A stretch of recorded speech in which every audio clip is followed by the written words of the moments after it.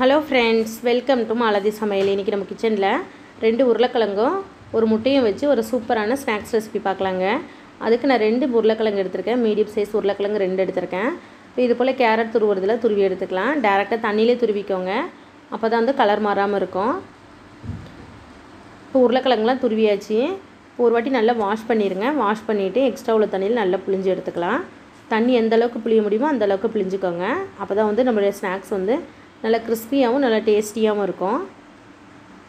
இப்போ இது ஒரு பவுலுக்கு மாற்றிடுவோம். இப்போது நமக்கு உருளைக்கிழங்கு ரெடி ஆகிடுச்சு. இப்போ மசாலா பார்த்துடலாம். ஒரு முட்டையை உடச்சி ஊற்றிக்கலாங்க. மீடியம் சைஸ் 2 உருளைக்கிழங்கு எடுத்திங்கன்னா ஒரு முட்டை கரெக்டாக இருக்கும். இப்போ பொடியாக நறுக்கினேன் ஒரு வெங்காயம் ஆட் பண்ணிக்கலாம். 1/4 ஸ்பூன் அளவுக்கு மஞ்சள் பொடி எடுத்திருக்கேன். இப்போ காரத்துக்கு 1 ஸ்பூன் அளவுக்கு மிளகாய் பொடி ஆட் பண்ணிக்கலாங்க. உங்களுக்கு காரம் எவ்வளோ தேவையோ அந்த அளவுக்கு ஆட் பண்ணிக்கோங்க. ஒரு 1/4 ஸ்பூன் அளவுக்கு ஜீரகம் ஆட் பண்ணிக்கலாம். இப்போ ஒரு 1/4 ஸ்பூன் அளவுக்கு கரம் மசாலா ஆட் பண்ணிக்கலாங்க.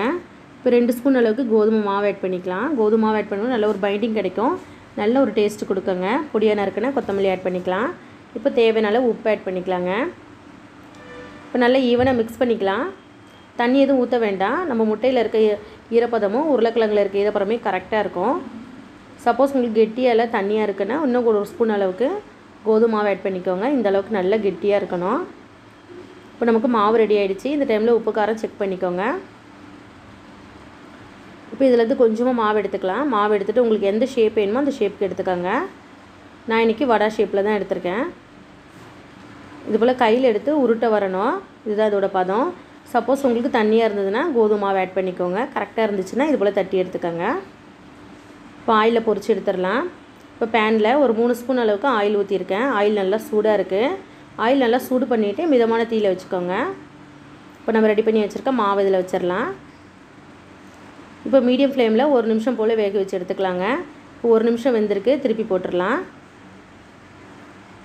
இப்போ இந்த பக்கமும் 1 நிமிஷம் போல் வேகட்டும். நல்லா செவந்து வரணும், அந்தளவுக்கு வேக வச்சு எடுத்துக்கலாம். பாருங்கள், நல்லா செவந்து வந்திருக்கு. இப்போ இருக்கிற மாவில் இது போல் ரெடி பண்ணி எடுத்துடலாங்க. நம்மளுடைய ஸ்நாக்ஸ் வீட்டில் இருக்க பொருளை வச்சு ஒரு 5 நிமிஷத்தில் பண்ணிடலாங்க. ரொம்பவே டேஸ்டியாகவும் ரொம்ப சூப்பராகவும் இருக்கும். இந்த வீடியோ உங்களுக்கு பிடிச்சிருந்ததுன்னா மறக்காமல் சப்ஸ்கிரைப் பண்ணிக்கோங்க ஃப்ரெண்ட்ஸ். தேங்க்யூ.